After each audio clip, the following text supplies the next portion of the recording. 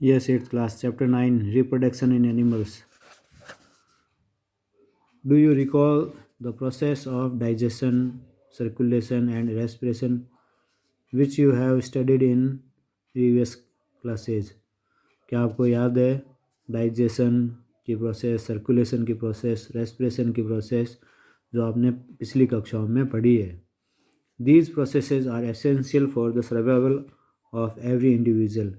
ये जो प्रोसेस होती है वो किसी भी जीव के लिए जीवित रहने के लिए आवश्यक होती है.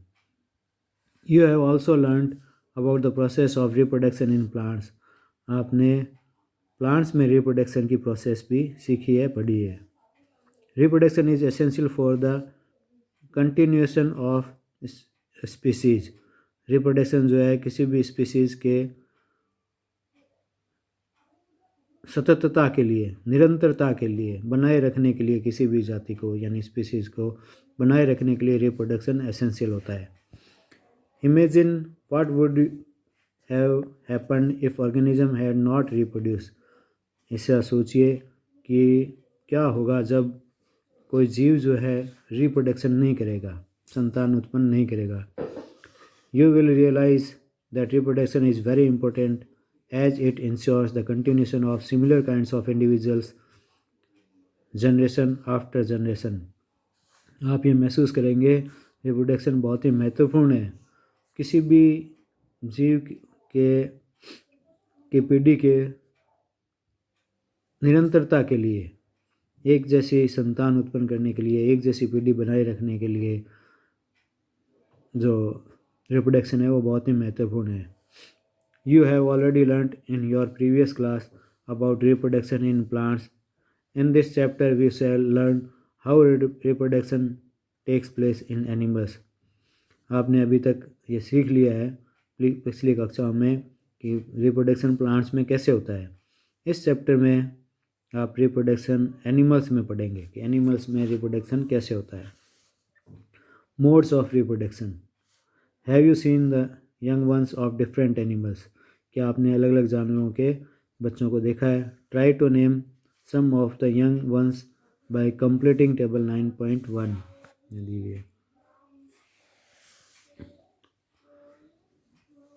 You must have seen the young ones of various animals being born. आप ये ज़रूर देखोगे कि अलग अलग जानवरों के बच्चे जो है वो ज़रूर जन्म लेते हैं. Can you tell how chicks and caterpillars are born. तो आप बताएंगे चिक्स और कैटरपिलर कैसे जन्म लेते हैं. How are kittens and puppies born. कैसे किटन्स और पपीज जन्म लेते हैं. Do you think that these young ones look the same before they were born as they do now. क्या आप ऐसा सोचते हैं कि ये वो जो बच्चे उस तरह के ही दिखाई देते हैं जैसे कि वो अब वैसे ही दिखाई देते हैं जैसे कि वो जन्म के समय दिखाई देते थे. Late us find out. आओ पता करते हैं. Just as in plants, there are two modes by which animals reproduce. Plants में दो तरीके होते हैं जिससे कि वो रिप्रोडक्शन करते हैं. These are sexual reproduction और second है asexual reproduction. Sexual reproduction. Try to recall reproduction in plants which studied in class 7th. Plants में रिप्रोडक्शन कैसे होता है उसको याद कीजिए जैसा कि आपने क्लास 7 में पढ़ा है. You will remember that plants that reproduce sexually have mail and female reproductive parts.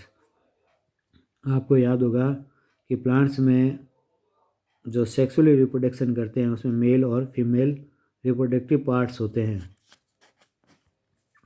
Can you name these parts. क्या आप उन पार्ट्स के नाम बता सकते हो. इन एनिमल्स ऑल्सो. एनिमल्स में भी mails and females have different reproductive parts. Animals में भी मेल्स और फीमेल्स डिफरेंट रिप्रोडक्टिव पार्ट्स होते हैं या जिनको ऑर्गन बोलते हैं. Like plants the reproductive parts in animals also produce gametes that fuse to form a zygote. Plants की तरह एनिमल्स में भी गैमेट्स बनते हैं जो फ्यूज होते हैं यानी मिलते हैं और जाइगोट का निर्माण करते हैं. It is the zygote which develop into a new individual. ये जाइगोट ही होता है जिससे जो डेवलप होकर यानी विकसित होकर एक नया जीव बना लेता है। This type of reproduction beginning from the fusion of male and female gametes is called sexual reproduction. इस प्रकार का रिप्रोडक्शन जिसमें मेल और फीमेल गैमेट्स मिलते हैं, इसको बोलते हैं sexual reproduction. Late us find out the reproductive parts in humans and study the process of reproduction in them. अब हम पता करते हैं ह्यूमंस के रिप्रोडक्टिव पार्ट कौन से होते हैं और रिप्रोडक्शन की। Male reproductive organs. The male reproductive organs include pair of testes, singular testes, two sperm ducts and penis। Male reproductive organ में शामिल किया गया है एक जोड़ी टेस्टिस, टू स्पर्म डक्ट्स और एक penis. The testes produce the male gametes called sperms. Testes जो है वो मेल गैमेट प्रोड्यूस करते हैं, बनाते हैं, जिनको स्पर्म्स बोलते हैं। Millions of sperms are produced by the testes. लाखों स्पर्म जो है टेस्टेज के द्वारा बनाए जाते हैं। ये देखो स्पर्म की डायग्राम में। The sperms are very small in size, each has a head, a middle piece and a tail. Sperm वैसे तो बहुत ही छोटे होते हैं साइज़ में, लेकिन प्रत्येक स्पर्म में एक हेड होता है, एक मिडल पीस होता है और एक टेल होती है। Does it appear to be a single cell? Indeed. क्या ये एक सिंगल सेल के जैसे दिखाई देता है? इंडीड, वास्तव में। Which each sperm is a single cell with all the usual cell components. वास्तव में जो स्पर्म होती है एक सिंगल सेल होती है with all the usual cell components, जिसमें सारे सेल कंपोनेंट्स भी उसके अंदर होते हैं एक सिंगल सेल में। Female reproductive organs. The female reproductive organs are a pair of ovaries, oviducts, fallopian tubes बोलते हैं जिसको, and the uterus. Female reproductive organ में शामिल है एक पेयर ऑफ ओवरीज, ओविडक्ट्स और uterus. The ovary produces female gametes called ova, eggs. In human beings, a single matured egg is released into the oviduct.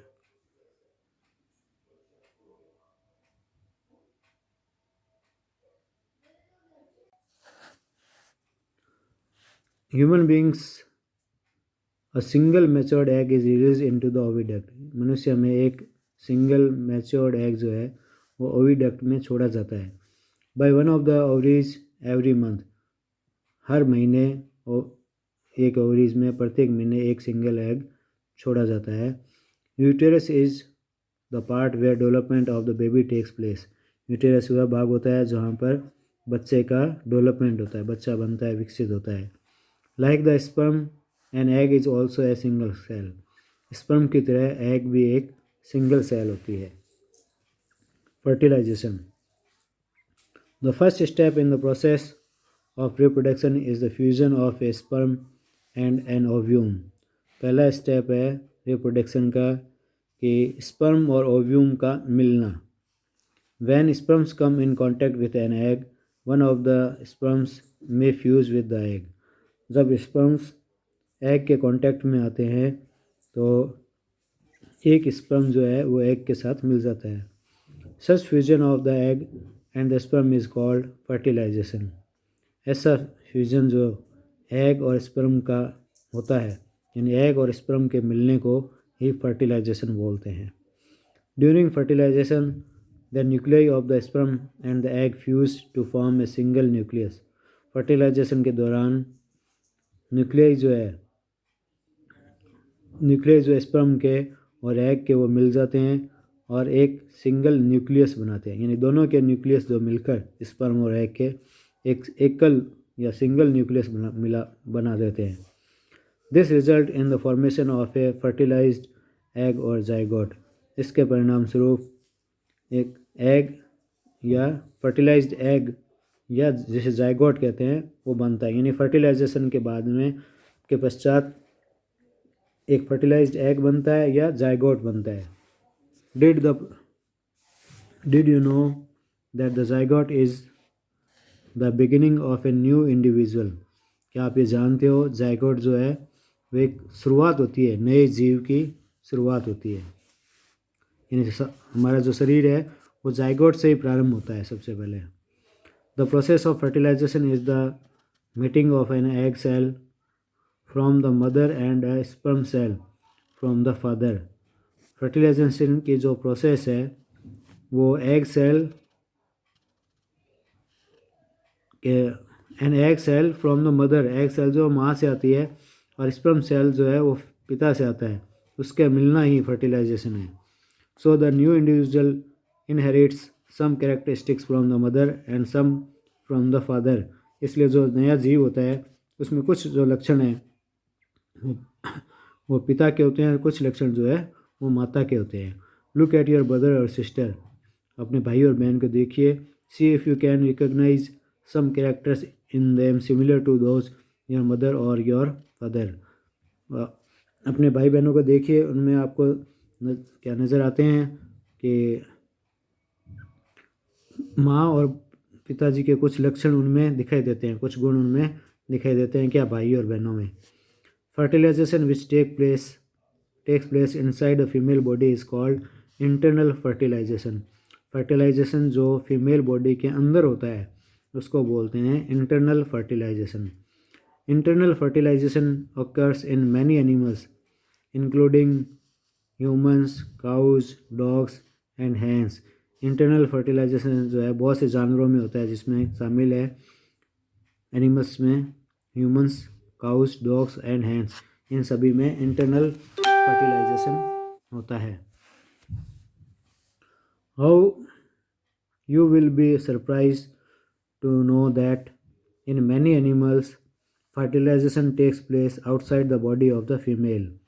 आपको ये आश्चर्य होगा जानकर कि कुछ एनिमल्स जो होते हैं उसमें फर्टिलाइजेशन जो है वो फीमेल बॉडी के बाहर होता है। In these animals fertilisation takes place in water. इन एनिमल्स में फर्टिलाइजेशन जो है पानी में होता है। Let us find out how this happens. आओ पता करते हैं ये कैसे होता है। During spring or rainy season, frogs and toads move to ponds and slow flowing streams। बरसात के मौसम में या बसंत के मौसम में फ्रॉग और टॉर्च जो है वो पॉन्ड्स और स्लो फ्लोइंग स्ट्रीम के पास की तरफ चले जाते हैं। When the male and female come together in water, the female lays hundreds of eggs। जब मेल और फीमेल दोनों पानी में एक साथ पास में आते हैं तो फीमेल जब सैकड़ों अंडे देती है। Unlike hen's egg, frog's egg is not covered by a shell and it is comparatively very delicate. Unlike hen's egg, मुर्गी के अंडे की तुलना में फ्रॉग का एग जो है वो कवर्ड नहीं होता और ये कंपैरेटिवली बहुत ही डेलिकेट होता है। A layer of jelly holds the eggs together and provides protection to the eggs। एक लेयर होती है जेली की जो उन अंडों को साथ में इकट्ठा रखती है और उनको सुरक्षा करती है। As the eggs are laid, the male deposits sperm over them। जैसे अंडे दिए जाते हैं मेल जो है उसके ऊपर स्पर्म छोड़ देता है। Each sperm swims randomly in water with the help of its long tail। प्रत्येक स्पर्म जो है तैरता है अपनी पूंछ की सहायता से, टेल की सहायता से। The sperms come in contact with eggs. Sperm जो है एग के कांटेक्ट में आ जाता है। This result in fertilisation. इसके परिणाम स्वरूप फर्टिलाइजेशन हो जाता है।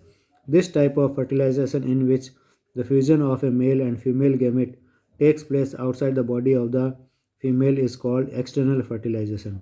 इस तरह का फर्टिलाइजेशन जो है जिसमें मेल और फीमेल गैमेट का फर्टिलाइजेशन होता है जो शरीर के बाहर होता है, फीमेल बॉडी के मादा के शरीर के बाहर होता है, इस तरह के फर्टिलाइजेशन को एक्सटर्नल फर्टिलाइजेशन बोलते हैं। It is very common in aquatic animals such as fish, star fish etcetera. ये जो एक्सटर्नल इंटरनल फर्टिलाइजेशन है ये जलीय जानवरों में बहुत सामान्यतः होता है, एग्जाम्पल है फिश और स्टार फिश, यानी फिश और स्टार फिश में एक्सटर्नल फर्टिलाइजेशन होता है।